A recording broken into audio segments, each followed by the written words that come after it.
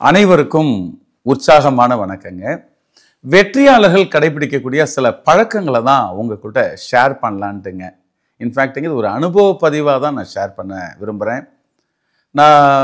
இது ஆக்சுவலாக மேலோட்டமாக பார்த்தா வெற்றியாளர்கள்லாம் ஏதோ ஃப்ளூக்கில் ஜெயிச்சிட்டாங்கன்னு தோணும். ஆக்சுவலாக உண்மை என்னன்னாங்க, ஒவ்வொருத்தரும் நீங்கள் டீப்பாக அவங்கள நீங்கள் அனலைஸ் பண்ணீங்க அப்படின்னா அவங்கள்ட்ட இருக்கிற அந்த கேரக்டர் தான் அவங்கள அந்த அளவுக்கு வளர்த்துருக்குன்றது தான் இப்போ நான் உணர்கிற ஒரு விஷயமா நான் பார்க்குறேங்க. உதாரணத்துக்கு ஒரு குவாலிட்டி என்னன்னு பார்த்தீங்கன்னா, ஃபினான்ஷியல் டிசிப்ளின் அவங்கள்ட்ட இருக்குங்க. அதாவது பணம் ஒருத்தவங்கள்ட்ட கொடுக்கணும்னு சொல்கிறாங்க அப்படின்னா அந்த டைமுக்கு கொடுத்துட்றாங்க. வார்த்தை கொடுத்தாங்கன்னா, உதாரணத்துக்கு இந்த பணத்தை நான் தரேன், இல்லை எனக்கு இது வேணும் அப்படின்னா எல்லாத்துலேயும் ஒரு கிளாரிட்டி இருக்குங்க. கணக்கு வழக்கில் தெளிவாக இருக்காங்க. இது ரொம்ப ரொம்ப முக்கியம். நிறைய பேர் பார்த்தீங்கன்னா பணத்தை வாங்கிட்டு ஃபோன் எடுக்கிறது இல்லை, ரெஸ்பாண்ட் பண்ணுறது இல்லை.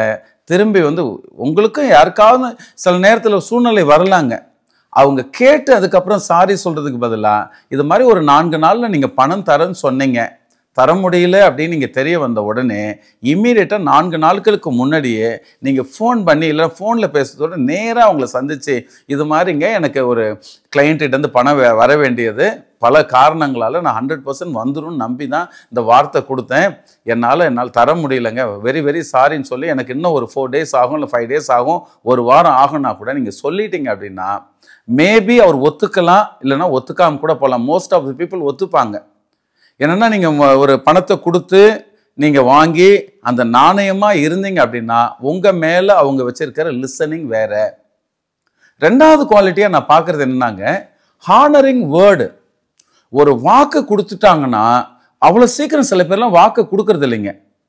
இப்போ கிராமத்திலலாம் நீங்கள் சொல்லி கேள்விப்பட்டிருப்பீங்க, நான் வாக்கு கொடுத்துட்டாங்க, அதை மீற முடியாது அப்படின்வாங்க. ஆனால் அந்த வார்த்தை சுத்தம் யாருக்கிட்ட தெளிவாக இருக்கோ அவங்க ஒரு மாபெரும் வெற்றியாளராக பரிணமிக்கிறத பார்க்குறோம். அவர் சொல்லிட்டாருன்னா கரெக்டாக இருக்குங்க, அவர் சொன்னபடி நடந்து பாருங்க, அவர்கிட்ட ஒரு வார்த்தை வாங்க முடியாதுங்க, வாங்கிட்டா பத்திரத்தில் எழுதுன மாதிரி சமம். எனக்கு அது மாதிரி நண்பர்கள் இருக்காங்க. ஒரு வாக்கு அவங்கள்ட்ட வாங்கிட்டா பத்திரத்தில் எழுதுனதை விட அவ்வளோ கரெக்டாக நடந்துக்கிறத நம்ம பார்க்குறோங்க. அது மாதிரி ரெண்டாவது குவாலிட்டி அது. மூணாவது என்னென்னா ரொம்ப ரொம்ப முக்கியமானது, அவங்க பேஷனேட்டாக ஒர்க் பண்ணுறாங்க ஒரு வேலையை, கடமையேன்னு செய்யறதில்ல. 24/7 அந்த கான்சியஸாகவே இருக்காங்க. படுத்தா தூங்கினா எழுந்திருச்சா அவங்க ஏதாவது சொல்லுவாங்க இல்லைங்களா, அந்த கிருஷ்ணா கான்சியஸ்ன்னு நீங்கள் கேள்விப்படுறீங்கல்ல. கிருஷ்ணா கான்சியஸ்ன்ட்டு உதாரணத்துக்கு பிரபுபாதாவுடைய ஒரு அற்புதமான டிவோட்டிஸ்க்கெலாம் அந்த நேரத்தில் நெஞ்சார்ந்த நன்றி. ஆச்சரியம் என்னன்னாங்க, அவங்க எங்கே இருந்தாலும் சரி படுத்தா தூங்கினா எழுந்திருச்சா அனைத்தும் கிருஷ்ணார்ப்பணம் அப்படின்ட்டு கிருஷ்ணா கிருஷ்ணா கிருஷ்ணா, ஹரே ராமா ஹரே கிருஷ்ணா ஹரே ராமா ஹரே கிருஷ்ணா, அந்த வாசகங்கள் அந்த மந்திரங்கள்லாம் சொல்கிறத நம்ம பார்க்குறோம் இல்லைங்களா. எக்ஸ்ட்ரானரிங்க. நீங்கள் எதை நம்புறீங்களோ அதில் முழுமையாக இருக்கிறது. அது மாதிரி 100% அவங்க இந்த ஃபோக்கஸையும் தாண்டினது இதுங்க. இது அந்த கான்சியஸாகவே இருக்காங்க. அது அடையிற வரைக்கும் அது சார்ந்தே அதுலேயே இருக்காங்க. இது ஒரு சூப்பர் குவாலிட்டியாக நான் பார்க்குறேங்க. நான்காவதாக என்ன அப்படின்னா, ஒரு அருமையான லீடர்ஷிப் குவாலிட்டி அவங்கள்ட்ட பார்க்கலாம். அடுத்தவங்களை அக்னாலேஜ் பண்ணுறது, அப்ரிஷியேட் பண்ணுறது, அவங்கள அவங்களுக்கு முடிஞ்சால் உதவி செய்கிறது, அவங்களுடைய வெற்றிக்கு தூண்டுகோலாக இருக்கிறது, இதெல்லாம் ஒரு வெற்றியாளர்கள்ட்ட இருக்கக்கூடிய அற்புதமான விஷயமா பார்க்குறேங்க. அதை விட ரொம்ப ரொம்ப முக்கியமான ஒரு 5வது குவாலிட்டியாக நான் பார்க்குறது என்னென்னா, பாசிட்டிவ் மைண்ட் செட்டோட இருக்காங்க.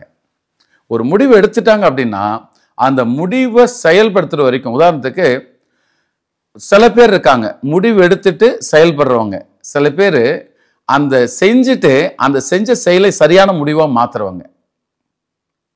அதாவது நம்ம சில பேர் சொல்கிறாங்க இல்லைங்களா, அவங்க எழுதுனா வரலாறு நம்ம படிக்கிறோம், சில பேர் படிக்கிறோம், சில பேர் வரலாறாகவே இருக்காங்கன்றோம் இல்லைங்களா. அந்த மாதிரி அவங்கள்ட்ட இருக்கக்கூடிய சூப்பர் குவாலிட்டி என்ன அப்படின்னா, இப்போ நான் முன்னாடி சொன்ன மாதிரி அந்த ஒரு ஆட்டிடியூட் அவங்கள்ட்ட இருக்குங்க. ஒரு பாசிட்டிவ் மைண்ட் செட். எதை பேசினாலும் நேர்மறையாக முடியும், செஞ்சிடலாம், பண்ணிடலான்ற ஆட்டிடியூட் அவங்கள்ட்ட இருக்குது. எக்ஸ்ப்ளோர் பண்ணுறாங்க, புது புது முயற்சியை அவங்களுக்கு எடுக்கிறாங்க, தொடர் முயற்சி அவங்கள்ட்ட இருக்குங்க. இப்போ இந்த குவாலிட்டிஸ்லாம் நம்ம சமூகத்தில் இருக்கிற ஒவ்வொருத்தரும் கொண்டு வந்தால் எப்படி இருக்குன்னு நினச்சி பாருங்கள்.